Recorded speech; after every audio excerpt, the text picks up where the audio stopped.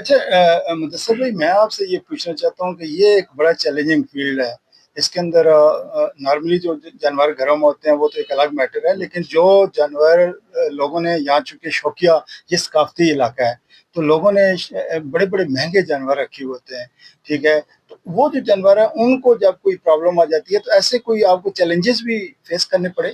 اچھا، میں تھوڑا سا آپ کو بتا دیتا ہوں کہ اب چونکہ نا حالات تبدیل ہو چکے ہیں جاوید بھائی.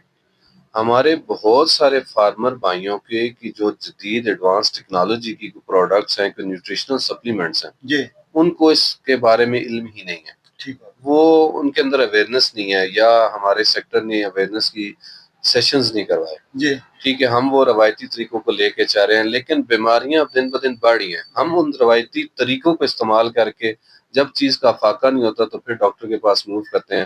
پھر مسئلہ سب سے بڑا ہوتا ہے کہ لارج اینیمل سیکٹر میں اس کیس کو فالو اپ کرنے کے لیے بڑی محنت چاہیے ہوتی ہے. جی، 5 سے 7 دن ڈاکٹر کا اس گھر کے اندر جا کے اس کا فالو اپ کرنا بڑا مشکل ہوتا ہے، اور بعد میں کسٹمر بھی اس چیز کو فالو اپ کرنے میں اس کو دقت ہوتی ہے کہ ڈاکٹر اویلیبل نہیں ہے. ٹھیک ہے، 100 معاملات ہیں.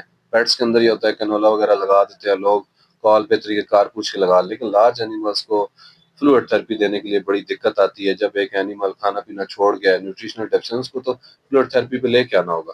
تو میری جتنے بھی فارمر حضرات ہیں اوورال پاکستان کے، ان کو چاہیے کہ وہ اویئرنیس سیشن میں حصہ لیا کریں.